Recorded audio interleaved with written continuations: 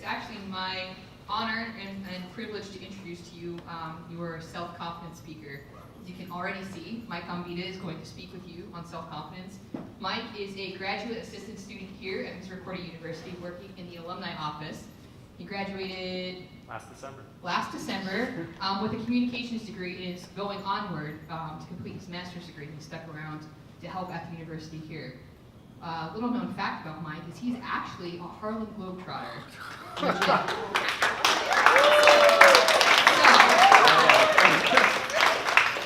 ask him about that on your way out. But when we were talking about a self-confidence speaker, Mike came to mind because of the way that he carries himself and has a good grasp himself on self-confidence. So listen up, give him your full attention, because I guarantee you, you're going to come away with a lot. So if you would please welcome Mike Gombita.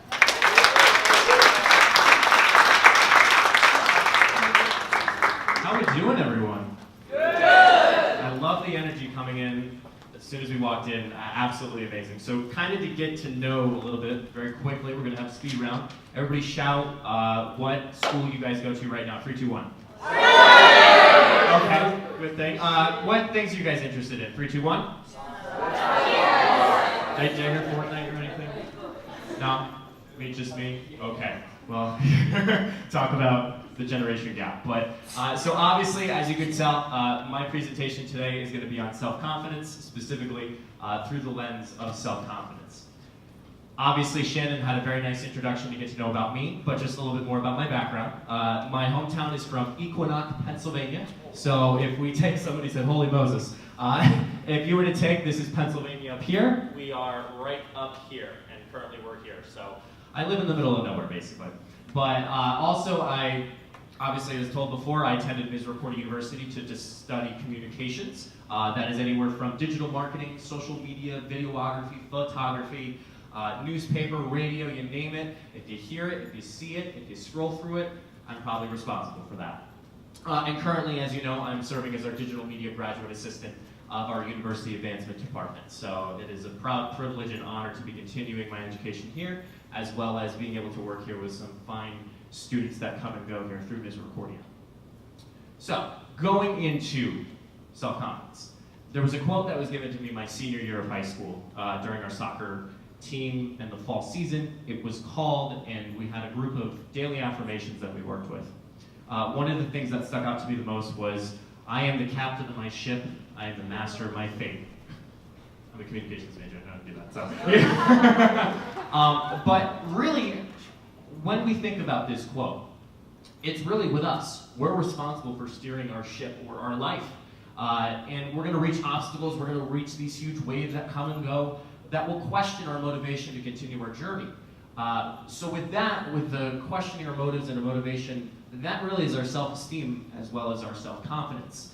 I'm here to talk to you guys today about how you can get through your self-confidence, how to be self-confident when you're within yourself, but obviously share you some stories as to how I obtained such self-confidence as have been allegedly told. Obviously, we're all on different paths of life. We're all not on the same ship, I hope. So obviously, there's no need to try to be like Mike, okay? It's, you know, you have to be yourself, first of all, so. Anybody know where this is from, the format? Instagram, the good old IG. So, we have a little poll up here. So, raise your hand if you think self-confidence is a skill. Okay, raise your hand if you think self-confidence is a trait.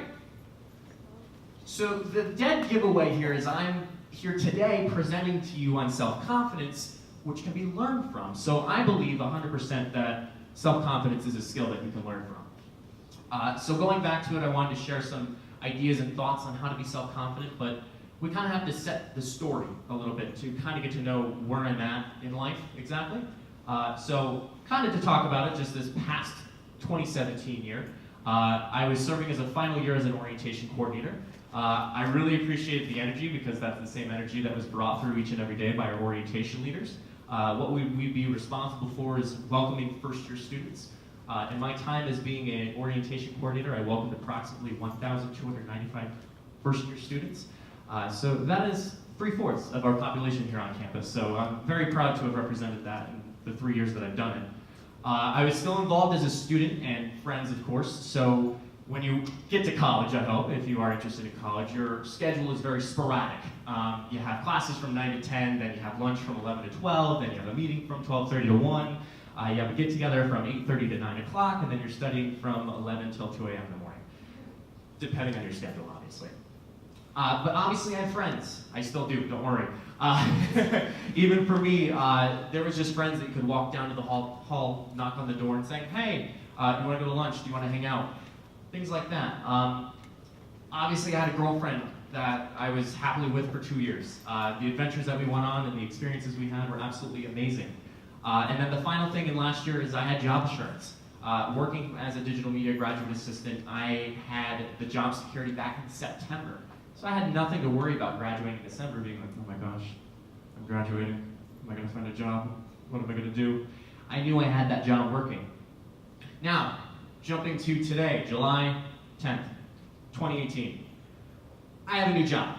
Obviously, no matter what change you go through, change is going to affect you no matter how strong you are or how well you adapt to change.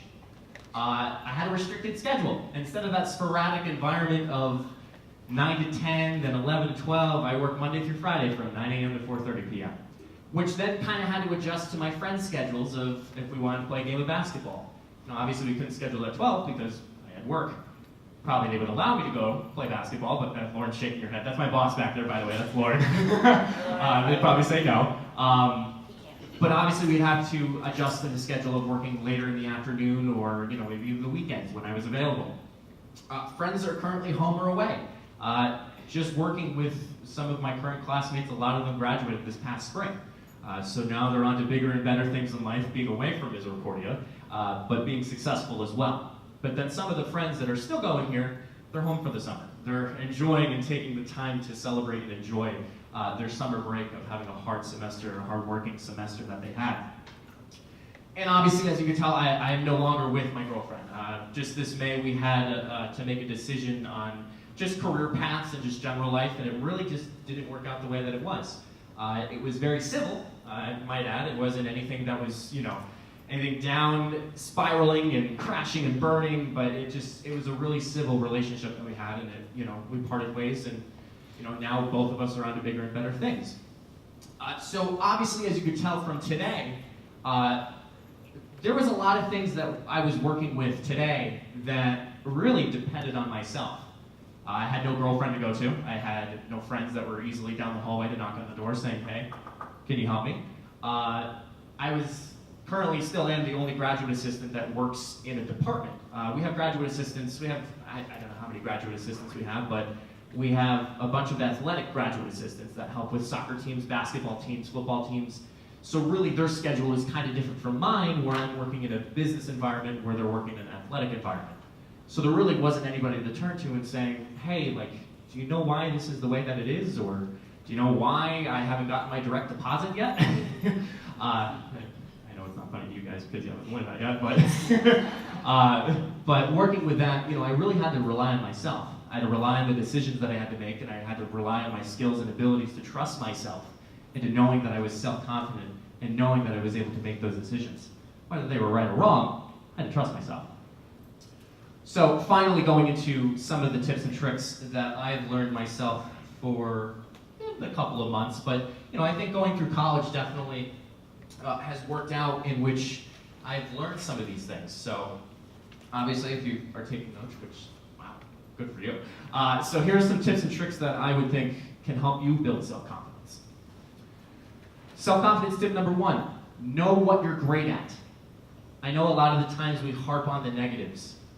People will talk about when you do something wrong, but I think so many times people forget what we do things right, when we do things right. And to focus on what you're great at. I know it sounds cliche, but each and every one of you has a trait in which you are great at. Does anybody know what they're great at? Anybody have the self-confidence to know what they're great at? No? Okay, we'll work on it. But speaking of which, I know from myself, I know I'm good at photography. I just started getting into photography not too long ago, but not just because, Shannon asked me to take her headshot, her professional headshot. Not just because I've had people that say, wow, your work is so good. I know because I know I'm a good photographer. I don't need anybody else to tell me that I am a great photographer. I know myself I'm a good photographer. The issue with photography is you can have a good side-by-side comparison with somebody else's photography. Take, for instance, Canadian-based photographer Peter McKinnon. And now I'm looking at that photo and saying, oh my gosh, that's great. To me, I look like, that was taken on one of those film cameras. Those little Kodak film cameras, do you guys know what those are? Okay, we're getting to that connection, which you guys are in my time zone. Okay, great. So working with that, having that self-confidence and trust, even though Peter is great, no offense to Peter. Peter's amazing at his photography and his work. But I know for a fact, me, myself, I know I'm good at photography. And there's always room for improvement. I can get just as good as Peter, but I know for a fact to not let myself down knowing that there are better photographers or there's somebody who is just as well as I am in photography. Self-confidence tip number 2, don't be afraid to admit what you're not good at, and also learn from your mistakes. I know what I'm not great at. I can't cook. But especially, I don't even know how to cook because you wouldn't put your hand on a hot pan on the stove. But at least the photo's good. For me, I'm always a frozen food, anything you put in the oven for a couple minutes, I'm still on that college diet. But at least I admit knowing, and I don't sit in the corner of my room every night being like, I wish I was a better cook. No one's gonna like me because I can't cook. What is the world gonna be when I can only make bagel bites when somebody's coming over for a date? I don't harp over that. But at least I admit knowing I'm not good at cooking. And I'm admitting to you guys now, I am not good at cooking.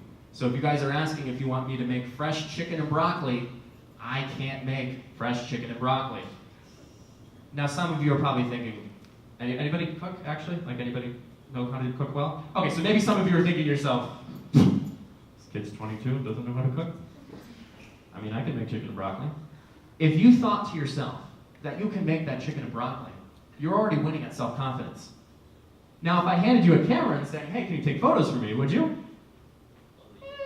You wouldn't have the confidence in doing that just as much as making that chicken and broccoli. But knowing you're not good at something and admitting from your mistakes is something that you can build within your self-confidence. Another tip for self-confidence is have a support system. I heard some conversation before I started presenting on the fact of having a good support system. I think we're living in the greatest century right now with the time and technology that we have. When I was your age,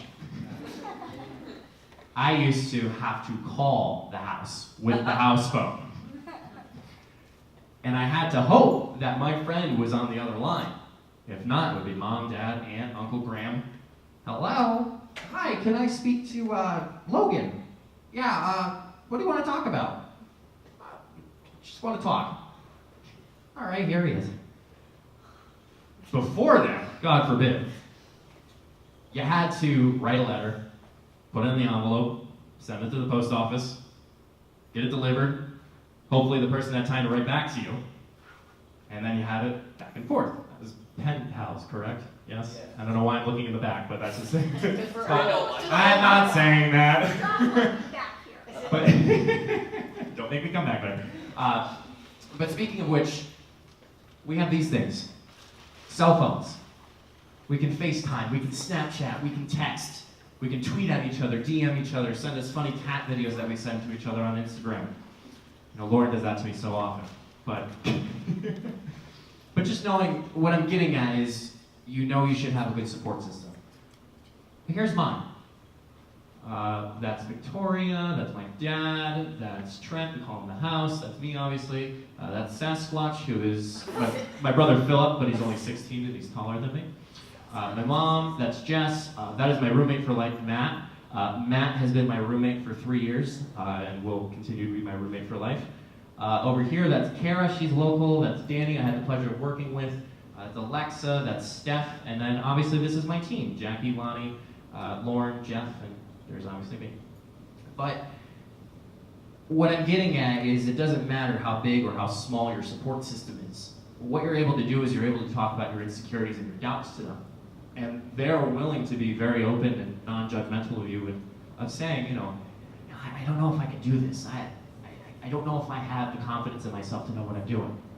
These people, I kid you not, have heard some of the most interesting stories of me of why I can't do something or if I didn't have the confidence to do anything. But I think one recommendation and suggestion that I might make to you guys is, you need to know when you have your friend's circle, your circle of trust. I don't know if everybody's seen that movie, but your circle of trust. But your circle of trust, knowing what you're telling people. And I don't want to put it into a harsh reality, but I'm a realist. I'm not an opportunist or a pessimist. Like I'm a realist. But when you talk about something to somebody and it gets out, let's say, I talk to somebody about me not liking cooking, and somebody in my class goes, hey, here's a cookbook. I'd be like, well, I didn't tell you I like cooking, but at least I know who I told I don't like cooking. And it kind of weeds out who your true friends are. And obviously, for me as being a person of openness and non-judgment, I always try to give you guys, if you are my friend, a chance. So really it weeds out who your circle of friends are, who your circle of trust is. Another tip is to motivate yourself and set goals. Anybody have ever done a to-do list? How does it feel when you check off that one item on that list that has been bothering you for weeks? Really good, right? Awesome. You're dancing around poop, whatever it is, whatever you were dancing to before. But just thinking of that, you gotta motivate yourself to become confident. Sorry. You gotta be confident in yourself to motivate yourself to do set tasks and goals. Obviously we have the old pen and paper trick, but we also have technology to work with. That is my actual list of what I have on Wonderlust. It sets goals, it sets due dates. But really what helps me out is it motivates myself to get those tasks done.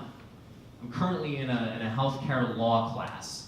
And I heard the moans and groans in the back. But really, I'm not a good healthcare law person, as you can tell. But I have to do it for credit. And I'm not too confident in knowing what healthcare law is. I'm aware of the Affordable Care Act and everything. See what I mean? But especially that, I make myself a to-do list every week. Do this assignment. Do a discussion. Do a journal. I get those things done so I can enjoy myself the latter half of the weekend. Giving yourself that self-confidence to work with helps you achieve those goals and set yourself to motivation to be working with whatever you're working with. With high school, I know with everybody kind of high school general-wise like this. I remember when I was in high school, I had nothing to write down. I was always up here. And it would get to me sometimes because I had to remember things over here, I had to remember things over there, I had to go to soccer practice, I had to go to basketball practice. There was all these things that were in my head that I just could not function with some nights. I made it out okay, obviously, as you can tell. But for giving yourself that list and that motivation for you to be able to do something like that, that's going to give you the self-confidence to achieve anything, whether it's something you're really good at or something you're not good at. Another tip is think about your little or big successes in the past or present. Had a little known fact about me, so I guess I'll explain it.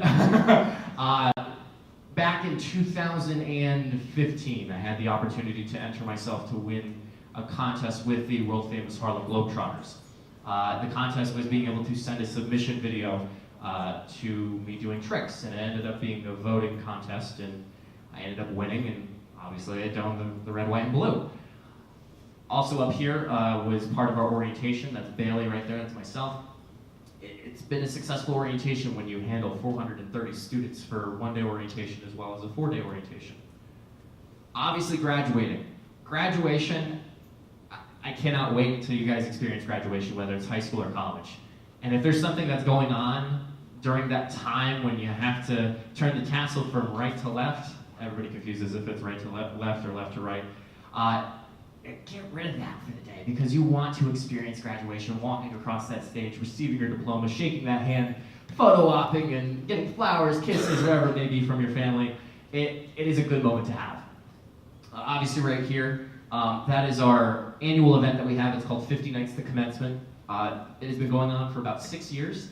Just this past March, we held it again. It was the most well-attended event in the 6 years we've been doing it. And thinking of that, that kind of gives me the self-confidence and the motivation for me to be able to do events like this, to be able to enter contests like that, to be able to run stuff like this, and just to be able to celebrate 4 years of just going through college. Now, as you can tell, I have all my successes, but I don't have any pictures of my failures. But do you know how much I know of my failures? I remember what I smelled, I remember what I wore, I remember what I even tasted sometimes. I remember the sounds, everything. But at least I know what those were. And to be able to realize for me as a person, I'm able to understand what my failures are and what my success, because the similarity of our failures and our successes is the emotion that we get. And understanding that and being able to realize what our successes and what our failures are, we're able to achieve and be confident in whatever we want to do. So kind of just being real with you all for a second. I know for a fact, as a person who has obviously experienced a lot and has been able to learn a lot, you're not going to have a great day every day. You know, for me, myself, I always have it in my head that there is only bad moments and great days. There is never a bad day to have.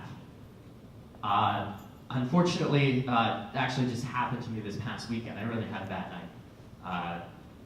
To the point where I almost couldn't get out of bed. I'm usually an early morning riser. I'm usually up 9 a.m. on Saturday and Sunday, unless it's work, then it's 8. But for me, waking up that weekend and just physically not being able to get out of bed, that worried me a little bit. And for me, I knew that nobody was going to barge into my room, pick me up. It wasn't, come on, you got to get up. Nobody was there to help. But like I was saying, there's technology. There's that understanding and feeling of self-confidence, and knowing of all the times I've woken up at 6 a.m. to get ready for orientation from 9 to 4:30 p.m. Being able to go to work every day. I love work, as much as you guys can tell. But, you know, understanding that you as a person, you can motivate yourself, and you can give yourself the confidence to be able to roll out of bed and be able to do anything. I mean, I know Saturday when I woke up, I only had to do food shopping, eat, and think of a way to talk about this presentation about self-confidence. Ended up kind of working out.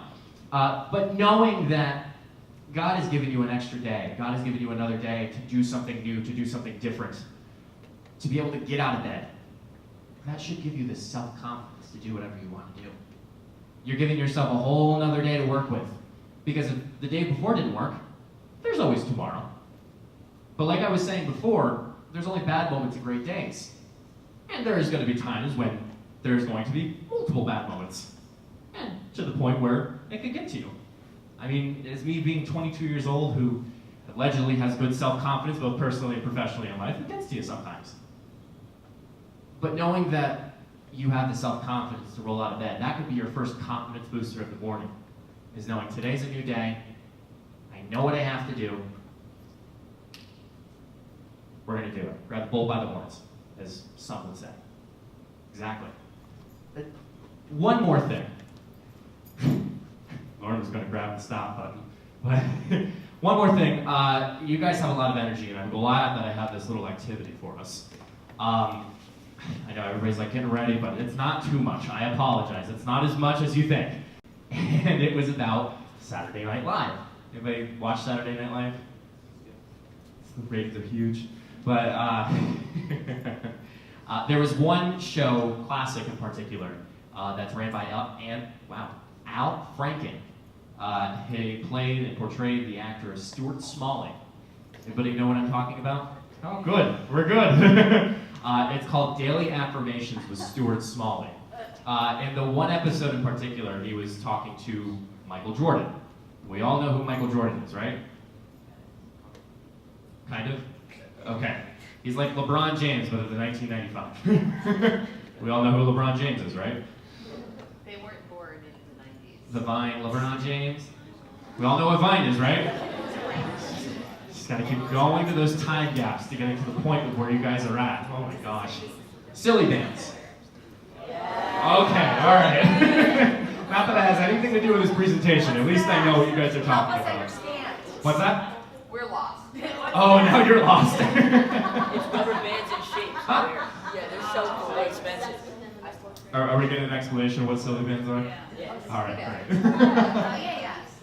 So, silly bands were like wrist accessories that... Oh, okay. Yeah. Rubber bands that were in shapes. Okay, alright. Musically? No, you don't like it? No. That's a before then? MySpace was my time. No. Okay, so now let's get into this activity since I bored you guys all with trying to think about what your generation is. So there's a quote that was in his show every time. And it was, I'm good enough, I'm smart enough, and doggone it, people like me. Now I know this is super cheesy to talk about, but it's true. People do like, I was going to try to start from the beginning and the end, but it just didn't work out. But let me try it again. You are good enough. You are smart enough. And doggone it, people like you. Everybody's like, oh my gosh, this guy went from totally serious to crazy. It's okay. I deal with enough crazy every day. But what I want you guys to do is say this with me. Is that okay? All right. On the count of 3, we'll start. 1, 2, 3. I'm good enough, I'm smart enough, and doggone it, people like me. How'd that make you feel? Silly? Good? Makes you feel what? What was that? It made me feel quite good, yes. Quite good. Awesome. Didn't think I'd call on you. All right, now what I want you to do, I want you to put everything down. I want you to stand up. We're gonna, I wanted to kind of add a little bit, just a little preparation. Obviously the energy that you guys are bringing are great, but I know you guys can do better, right? Come on, you guys are wearing leis and bandanas and hats that are 4th of July. I mean, come on guys. So what I want you to do is say the same exact thing, but with emotion and as loud as you can. Let me get this on film. Are you guys ready? Yeah. Same thing on the count of 3, and please do not make me try it again. Because if you guys don't get it right on the first time, I'm not sure if we can do it again. All right? In 3, 2, 1. I'm good enough, I'm smart enough, and doggone it, people like me. Give you guys a round of applause.